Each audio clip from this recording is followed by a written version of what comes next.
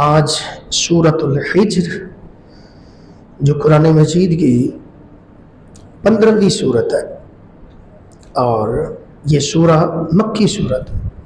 इसके 6 रुकू हैं और 99 इसकी आयात हैं। ये हिज्र और हजर इसमें फ़र्क है। हजर पढ़ेंगे तो इसका मतलब होता पत्थर,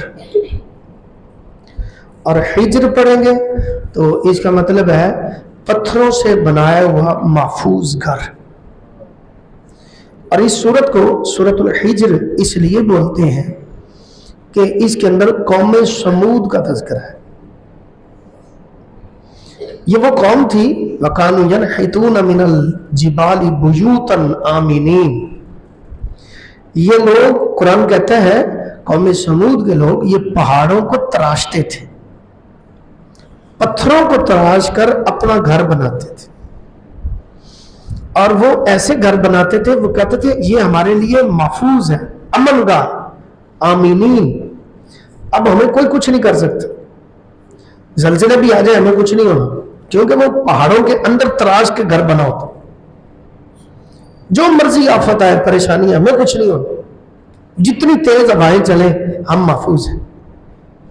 अल्लाह ताला ने उस कौम का तज़किरा किया। अल्लाह के प्यारे नबी सल्लल्लाहु अलैहि वसल्लम जब ग़ज़वा तबूक पर तशरीफ ले जा रहे थे तो आपके साथ 30,000 सहाबा थे। और ये हिजर बस्ती जो थी ये तबूक के रास्ते में आती है, यानी मक्का से जब आप शाम की तरफ जाते हैं तो रास्ते में ये पत्थर वाले लोगों की बस्ती आती है। अल्लाह का इस बस्ती के ऊपर अजाब आया था, इस बस्ती के ऊपर अल्लाह का अजाब आया था। अल्लाह के नबी सल्लल्लाहु अलैहि वसल्लम जब इस बस्ती के पास से गुजरे तो सहाबा को हुजूर ने फरमाया कि तुम अजाब याफ्ता कौम की बस्ती के पास से रोते हुए गुजरो, रो, और इसमें दाखिल नहीं होना, कहीं तुम पर भी अजाब ना आ जाए। और जिस तरह उन पर अजाब नाजिल हुआ था, और नबी करीम सल्लल्लाहु अलैहि वसल्लम ने जितनी देर तक वो बस्ती के पास से गुजरते रहे, हुजूर ने अपने चेहरे मुबारक के ऊपर और सर के ऊपर चादर लपेट ली थी और फरमाया एड़ियां लगाओ अपनी सवारियों। ये वो बस्ती है जहां अल्लाह का अजाब उतरा है, इससे भाग के गुजरो, जल्दी से गुजरो। और इस बस्ती के पास ये कुआं था जिस कुएं से हजरत उमर फारूक रज़ियल्लाहु ताला अन्हु फरमाते हैं हमने पानी भर लिया था, मशकी से भर लिए, हमारे पास जो बर्तन थे वो हमने भरे, आटा गूंद लिया, जानवरों के लिए पानी भर लिया। जब रसूल पाक सल्लल्लाहु ताला अलैहि वसल्लम तशरीफ लाए तो आपने फरमाया कि तुम्हें पता है कि ये किस कुएं का पानी है? ये उस कौम के कुएं का पानी है जिस कौम पे अल्लाह का अज़ाब आया था, लिहाजा इस सारे पानी को उंडेल दो। वो सारा पानी फेंका गया। फिर आगे गए तो वो कुआं था जिस कुएं से सालेह अलैहिस्सलाम की ऊंटनी पानी पीती थी। तो नबी करीम सल्लल्लाहु अलैहि वसल्लम ने फरमाया कि अब यहां से पानी भरो, क्योंकि ये नेक आदमी की ऊंटनी थी, सालेह अलैहिस्सलाम की ऊंटनी थी। यहां से पानी भरो, इस पानी में तुम्हारे लिए बरकत होगी। हमारे उलमा लिखते हैं तो इससे पता चलता है नेक और साले लोगों की बस्तियों, उनके कुओं और उनके साथ जुड़ी हुई चीजों में अल्लाह ने तबर्रुक रखा होता है, अल्लाह ने बरकत रखी होती है। नेकों से तबर्रुक लेने का सबूत है इससे। जैसे पीछे गुजरा था यूसुफ अलैहिस्सलाम के वालिद गिरामी हजरत याकूब अलैहिस्सलाम, अभी यूसुफ अलैहिस्सलाम की जो कमीज मुबारक थी वो मिस्र से चली, लेकिन कनान के अंदर हजरत याकूब अलैहिस्सलाम फरमाने लगे मुझे अपने बेटे यूसुफ की खुशबू आ रही है। और जब वो कमीज लाई गई तो वो उनकी आंखों पे रखी गई। आंखों पे कमीज का रखना था, उनकी जो बिनाई खत्म हो चुकी थी वो कमीज रखने से बिनाई लौट आई। इससे पता चलता है नेक और साले लोगों की कमीज, उनके बर्तन और उनकी चादर, इसमें अल्लाह ने बरकत रखी है। और फिर खालिद बिन वलीद रज़ी अल्लाह ताला अन्हु का नबी करीम सल्लल्लाहु अलैहि वसल्लम का बाल मुबारक अपनी टोपी में सीख रखना और उस टोपी को पहन के जिस जंग में जाना वहां फतह होनी, इस चीज की अलामत है नेक और साले लोगों के बालों के अंदर भी अल्लाह ने बरकत रखी हुई। तो ये वहां ये वाक्य पेश आया, हुजूर ने फरमाया अपनी सवारियों को दौड़ाओ। अब भी उस बस्ती को देखा जा सकता है, आप इंटरनेट पे जाएं तो उस बस्ती को आप देख सकते हैं किस तरह उन लोगों ने तराश के घर बनाए थे और अब किस तरह वो उजाड़ हो गई, खत्म हो गई, अल्लाह का अजाब आया उस पर। और इस सूरत के अंदर अल्लाह ताला ने यह भी बताया है कि इसका जो मरकजी मजमून है वो ये है कि हिफाजत सिर्फ अल्लाह के पास है। न मकान बचा सकता है, न पत्थर बचा सकते हैं, न पहाड़ किसी को कोई बचा सकते हैं, न बुलंद बाला इमारतें किसी को बचा सकते हैं। बचाने वाली जात अल्लाह की है। ये इस पूरी सूरत का मरकजी मजमून है। बचाएगा बचेगा वही जिसे अल्लाह बचाएगा। महफूज वही है जो अल्लाह की हिफाजत गाह में आ जाता है। और फिर अल्लाह ताला ने इसी सूरह के अंदर कुरान की हिफाजत का जिक्र भी किया है। अल्लाह फरमाता है इन्ना नहनु नज़्ज़लना ज़िक्र, हमने ही इस कुरान को, इस नसीहत को उतारा है, व इन्ना लहू लहाफिज़ून, और बेशक हम ही इसके मुहाफिज हैं। इसी सूरह के अंदर अल्लाह तबारक व तआला ने यह भी बताया है ला यातीहिल बातिल, कुरान एक ऐसा कलाम है इसके पास कोई बातिल नहीं आ सकता। मिन बैनि यदैहि वला मिन खल्फी, ना कुरान के आगे से कोई बातिल इसमें मिक्स हो सकता है, ना पीछे से कोई चीज इसमें शामिल हो सकती है। यह पाक मुनज़्ज़ह कलाम है अल्लाह का, इसमें कोई शक नहीं है। और ये हम नहीं कह रहे, ये मुशरिकों ने भी लिखा है, मुस्तशरिकीन ने भी लिखा है। विलियम म्योर एक बहुत बड़ा स्कॉलर है जिसने लिखा कि मैंने दुनिया में अगर प्योर कोई किताब देखी है तो वो कुरान है, कि जिसमें किसी की चीज दाखिल नहीं है किसी इंसान की। ये सारा का सारा कलाम टोटली अल्लाह का है और ये वो कलाम है जिसमें कोई अपना कलाम शामिल कर भी नहीं सका। ये एक गैर मुस्लिम ने, एक मुस्तशरिक ने, एक काफिर ने अपनी किताब में लिखा है। ये इस कलाम की शान है।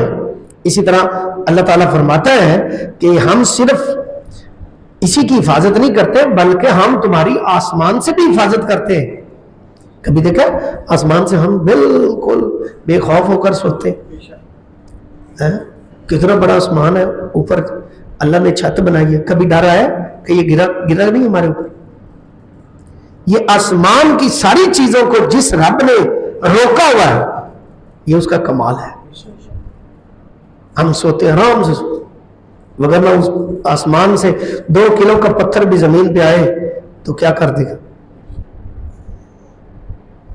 और वो इतना बड़ा आसमान अल्लाह ने रोक दिया है, बंदों के ऊपर गिरता नहीं है। वहाफिज ना हा वलकद जालना फिस समाई बुरूजा, अल्लाह फरमाता है आसमान में हमने बुर्ज बनाए हैं, बड़े बड़े बुर्ज हैं। वज़य्यनाहा लिन्नाज़िरीन, और उसके सितारे वो देखने वालों के लिए खूबसूरती का बायस बनते हैं, चमकते हैं सितारे। हालांकि एक सितारा वो इस जमीन से भी बड़ा है। सूरज तो करोड़ों जमीनें हो तो सूरज में समा सकती हैं, वो एक सूरज इतना बड़ा है। करोड़ों जमीनें हो तो चांद में समा सकती है, वो चांद इतना बड़ा है जो हमें इतना सा नजर आता है जमीन से। तो अंदाजा करें आसमान कितना बड़ा है, उसके अंदर क्या क्या गैलेक्सीज है, ये अल्लाह ही जानता है। और फिर उसकी शान देखो, अल्लाह इसी सूरत में बताता है कि हम क्या करते हैं, हर किस्म के शैतान से तुम्हें हिफाजत में रखते हैं। कोई शैतान जो है वो आसमान से तुम पर गिरता नहीं। और फिर अल्लाह ताला ने शहाब साकिब का इस सूरत में जिक्र किया। वो एक सितारा है, जब कोई शैतान नबी पाक सल्लल्लाहु अलैहि वसल्लम की विलादत के बाद, इससे पहले शैतान ऊपर चले जाते, फरिश्तों की आपस में डिस्कशन सुनते थे और फिर वो वापस आकर अपने शैतानों को, जादूगरों को बताते थे कि फरिश्ते इस मामले में डिस्कस कर रहे थे और दुनिया में फलां मकाम पे ये काम हो रहा है, तो वो जादूगर फिर लोगों को बताते, लोग उनसे मुतासर होते। नबी पाक सल्लल्लाहु अलैहि वसल्लम की विलादत हुई और जब से कुरान उतरा उस वक्त से इस शैतान का ऊपर जाना दाखिला बंद हो गया, इसके लिए दरवाजे बंद हो गए। अब ये जब कोई शैतान ऊपर की तरफ बढ़ता है तो एक शिहाब है, एक सितारा है जिसको शिहाब साकिब बोलते हैं, वो फिर दौड़ता है और उस शैतान के सर में लगता है, जिससे वो बेहोश होकर जमीन पे गिरता है। ये इस चीज का भी जिक्र अल्लाह ने फरमाया है। और पहले तो साइंसदान कहते थे कि शिहाब साकिब कोई चीज नहीं, लेकिन कुछ साल पहले शिहाब साकिब जब पेरिस के अंदर गिरा, अब भी उनके म्यूजियम में वो मौजूद है। ये पत्थर आसमान से पेरिस के अंदर गिरे थे, फिर उन्हें यकीन हुआ कि शिहाब साकिब है जिसका कुरान ने जिक्र किया। वो अपनी साइंस से साबित करते हैं, प्रूफ करते हैं, और हमारा कुरान पे पहले से ईमान और यकीन है। फिर उन लोगों ने जो इनकार करते थे कि हजर अस्वद भी कोई चीज है कि जो जन्नत से आया, वो कहते कैसे आ गया, अब उनका यकीन उस पर भी मजबूत हो गया कि जो रब आसमान से शिहाब साकिब को गिरा सकता है वो जन्नत से हजर अस्वद को भी भेज सकता है, जो बंदों की बख्शिश का जरिया मोमिनों की। हुजूर फरमाते हैं सल्लल्लाहु अलैहि वसल्लम, हजर अस्वद को जिसने बोसा दिया, हजर अस्वद उसके गुनाहों को सक कर लेता है, चूस लेता है, उसके गुनाह सारे निकल जाते हैं, उसके बदन से इंसान पाक हो जाता है। और ये हजर अस्वद अपने चूमने वालों को, अपने इस्तेलाम करने वालों को कल क़यामत के दिन पहचान लेगा। इस सूरत के अंदर अल्लाह ताला ने यह भी जिक्र किया कि जमीन की हिफाजत भी अल्लाह कर रहा है। ये जमीन नीचे है, ये कौन कर रहा है हिफाजत? ये अल्लाह कर रहा है। वल अर्द मददनाहा, और जमीन को हमने बिछा दिया और उसके अंदर क्या करते हो तुम? सवारियां चलाते हो। और हर चीज को हमने, अल्लाह फरमाता है, एक बेहतरीन मकाम के ऊपर जहां हम चाहते थे वहां रखा है।